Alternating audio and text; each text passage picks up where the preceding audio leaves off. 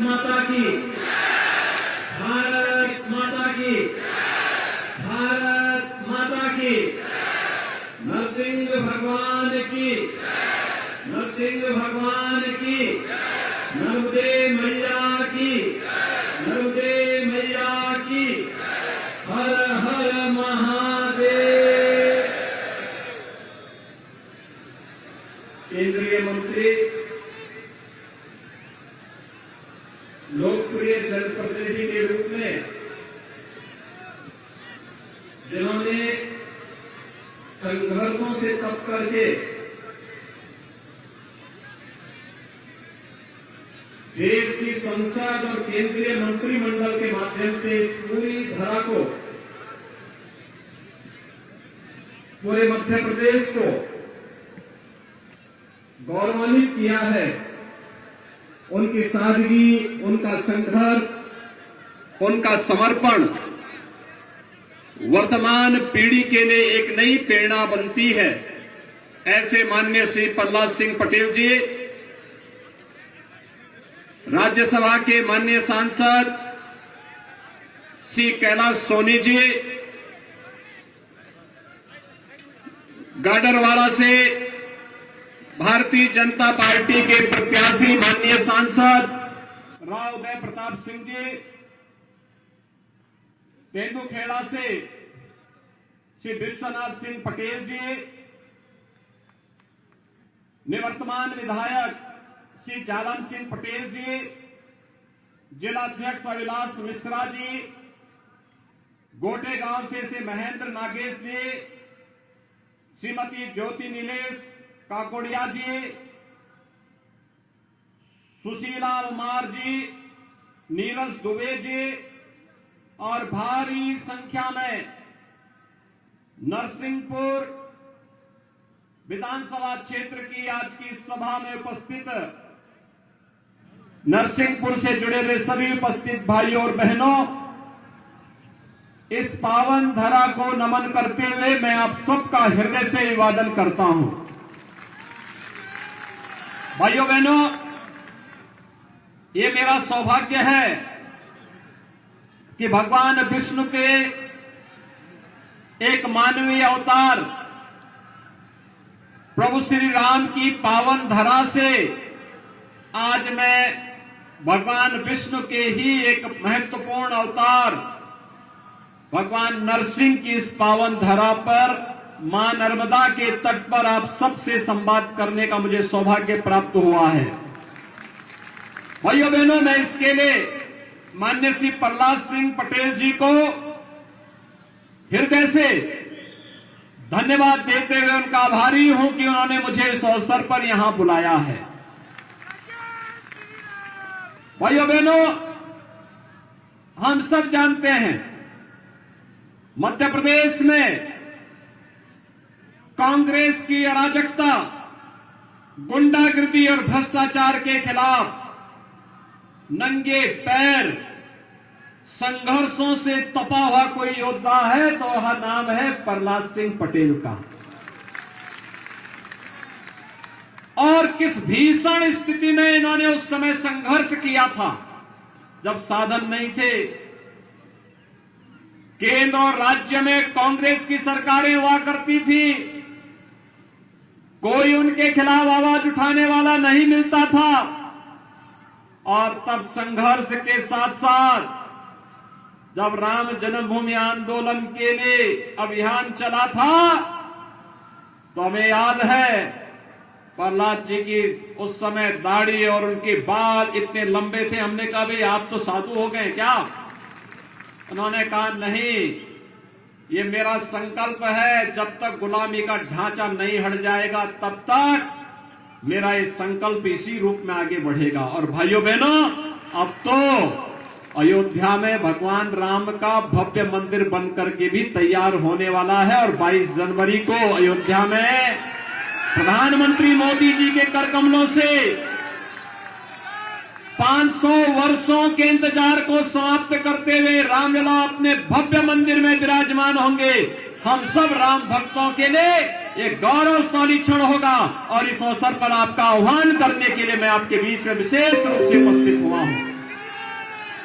भाइयों बहनों, प्रहलाद सिंह पटेल जैसे कार्यकर्ताओं ने उस कालखंड में संघर्ष किया था अपना पूरा जीवन। उन्होंने कभी नहीं सोचा कि मैं सांसद विधायक बनूंगा, कभी नहीं इस संकल्प के साथ लड़े कि हम लोग केंद्रीय मंत्री बनेंगे, हम लोग राजनीति में होंगे। केवल एक ही संकल्प था कि हमारे प्रभु के किसी कालखंड में अगर विदेशी आक्रांताओं ने उस स्थान पर मंदिर को पवित्र करके प्रभु के मंदिर को वहां पर तोड़ करके समग्र समाज को अपमानित करने का कार्य किया था, अगर मैं भी अपनी ओर से कुछ आहुति दे सकूंगा तो मेरा जन्म और जीवन धन्य हो पाएगा। और भाइयों बहनों, वह संघर्ष आज रंग ला रहा है और उसी संघर्ष के लिए इस धरा को नमन करने के लिए मैं विशेष रूप से आपके पास आया हूं। भाइयों बहनों, दो चीजें बहुत साफ है। एक है जिसको हम कहते हैं समस्या और एक है समाधान। दो ध्रुव हैं। एक ध्रुव है जो नकारात्मक सोच के लिए जाना जाता है, वह समस्या है। और भाइयों बहनों, मैं सच कहूं तो कांग्रेस इस देश की समस्या है। आप मानते हैं ना? देखिए, देश का विभाजन कांग्रेस के कारण हुआ, अन्यथा पाकिस्तान और बांग्लादेश नहीं बनते। अगर कांग्रेस के नेताओं की अति सत्ता लिप्सा नहीं होती तो देश विभाजित नहीं होता, अखंड भारत होता, अखंड भारत होता। भाइयों बहनों, लौह पुरुष सरदार वल्लभ भाई पटेल ने 1947 में देश आजाद होते ही सोमनाथ के मंदिर के पुनरुद्धार का कार्य किया था, लेकिन कांग्रेस के उस समय के नेता देश के प्रधानमंत्री जवाहरलाल नेहरू जी ने सोमनाथ मंदिर के पुनरुद्धार का विरोध किया था। कांग्रेस चाहती नहीं थी कि राम मंदिर का पुनरुद्धार हो, सोमनाथ के मंदिर का पुनरुद्धार हो। कांग्रेस समस्या देने वाली थी। लेकिन भाइयों बहनों, जैसे ही उत्तर प्रदेश में डबल इंजन की भाजपा की सरकार आई और प्रधानमंत्री मोदी जी के आह्वान पर आज समस्या का समाधान हो गया। मैं देख रहा था राहुल जी कल से परसों से केदारनाथ धाम में दर्शन करने के लिए गए हैं, तो मुझे एक सुखद अनुभूति हुई कि चलिए राहुल जी को पूर्वाभास हो गया है कि अब कांग्रेस के लिए कोई जगह नहीं बची है। मध्य प्रदेश में कांग्रेस का सफाया तय है और इसीलिए उन्होंने पहले ही केदारनाथ धाम की यात्रा का रास्ता अपना लिया है। भाइयों बहनों, केदारनाथ धाम कांग्रेस की राज्य में, जब उत्तराखंड राज्य में और केंद्र में सरकार थी, तब उत्तराखंड में केदारनाथ धाम पूरी तरह प्राकृतिक आपदा की चपेट में आ गया था। हम सब आभारी हैं प्रधानमंत्री मोदी जी के, जिन्होंने केदारनाथ को एक भव्य स्वरूप देकर के केदारपुरी के रूप में पुनर्स्थापित कर दिया है। महाकाल का महालोक आज शिवराज सिंह चौहान जी के नेतृत्व में मध्य प्रदेश में एक नई अनुभूति करा रहा है। और वैसे ही अयोध्या में भगवान श्री राम का भव्य मंदिर हो या काशी में काशी विश्वनाथ धाम एक नई अनुभूति कराता है। भाइयों बहनों, विकास की योजनाओं के बारे में अगर आप देखेंगे, इंफ्रास्ट्रक्चर के जो कार्य हो रहे हैं, highway, railway, airport, AIIMS, IIT, IIM, नए नए संस्थान बन रहे हैं और पर्यटन की दृष्टि से जिस प्रकार के विकास के कार्यों को एक नई ऊंचाइयों तक पहुंचाने का कार्य हुआ, नई तेजी के साथ आगे बढ़ाने का काम हुआ। प्रहलाद जी जब केंद्र सरकार में पर्यटन और संस्कृति मंत्रालय देख रहे थे, उस दौरान उन्होंने देश के अंदर हर प्राचीन धार्मिक स्थलों को एक नया स्वरूप देने का बड़ा अभियान प्रारंभ किया था और कोई प्रमुख धार्मिक स्थल ऐसा नहीं था जिसके लिए उन्होंने उस समय धनराशि देकर के अपनी विरासत को सम्मानित करने का कार्य और गौरवान्वित करने का कार्य ने किया हो। भाइयों बहनों, एक लोगों के मन में एक लालसा होती है, यह कार्य 1947 में भी हो सकता था, उसके बाद बनी हुई कांग्रेसियों की विभिन्न सरकारों में भी हो सकता था, उन्होंने नहीं किया। और भाइयों बहनों, गरीब कल्याणकारी योजनाओं की बात आप लेंगे, जो आज हर घर में शौचालय बन गए हैं। केंद्र और राज्य में कांग्रेस की सरकारें लंबे समय तक कार्य किए।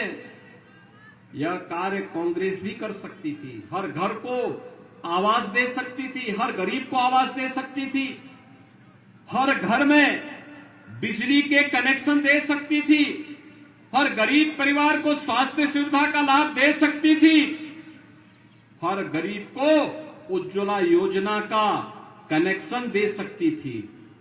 लेकिन कांग्रेस का कभी एजेंडा विकास नहीं था, लोक कल्याण नहीं था, एक परिवार का कल्याण था। वो इससे बाहर कभी नहीं निकल पाए। और भाइयों बहनों, आज इसीलिए हम सब आपके बीच आए हैं।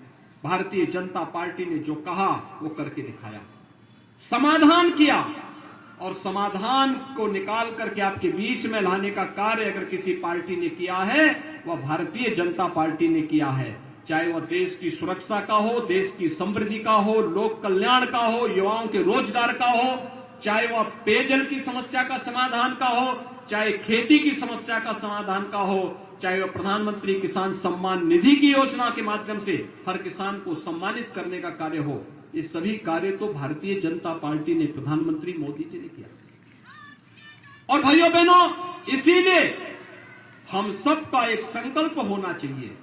आप देखिए ना, भारतीय जनता पार्टी ने विधानसभा चुनाव की जिससे मध्य प्रदेश में किसी भी प्रकार का कोई कंफ्यूजन दूर हो सके, केंद्रीय मंत्रियों को भी विधानसभा के चुनाव में उतार करके जनता से कहा है, आप चिंता मत करिए, आपके साथ हमारे एक एक कार्यकर्ता खड़ा होकर के जनता के साथ हमेशा उनके सुख दुख में खड़ा होकर के कार्य कर देगा। और भाइयों बहनों, उसी में श्री प्रहलाद सिंह पटेल जी भी नरसिंहपुर से आपके प्रत्याशी के रूप में आपके बीच में है। जनता के बीच में जो उत्साह है, मैं भी हेलीपैड से आ रहा हूं, जगह जगह पर हजारों की भीड़ खड़ी है, हजारों की भीड़ खड़ी है। ये भीड़ इस बात की साक्षी है, ये भीड़ इस बात की साक्षी है कि प्रहलाद जी को तो पहले से वे नेता मानते हैं। उनके साथ, उनके संघर्षों में वे लगातार कार्य करने के लिए तैयार हैं। बस एक आह्वान की आवश्यकता है। और भाइयों बहनों, उसी आह्वान के लिए मैं आया हूं, क्योंकि प्रहलाद जी संचार कर रहे होंगे 22 जनवरी की, और मैं आपको आह्वान करूंगा, प्रहलाद जी को इतने भारी बहुमत से विजयी बनाइए कि वो आप लोगों को लेकर के भी अयोध्या पहुंचे 22 जनवरी के बाद। भाइयों बहनों, मैं आप सबसे ये अपील करूंगा, यहां पर हमारे राव उदय प्रताप सिंह जी भी है, गाडरवाड़ा से प्रत्याशी हैं, श्री विश्वनाथ सिंह पटेल जी भी है तेंदुखेड़ा से। इन सभी प्रत्याशियों के लिए भी, और महेंद्र नागेश जी भी हैं गोटे गांव से। ये सभी हमारे प्रत्याशी आज यहां पर खड़े हैं। भाइयों बहनों, आप सबसे मेरी अपील होगी, कमल चुनाव चिन्ह पर इन सभी प्रत्याशियों को भारी बहुमत से विजयी बना करके मध्य प्रदेश की विधानसभा को और भी अच्छे तरीके से इस जनपद की दृष्टि, इस क्षेत्र की दृष्टि गौरवान्वित करने की अपील करता हूं।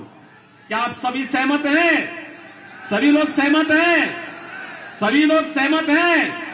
तो फिर मेरे साथ बोलेंगे, भारत माता की, भारत माता की, भारत माता की जय श्री राम, जय जय श्री राम।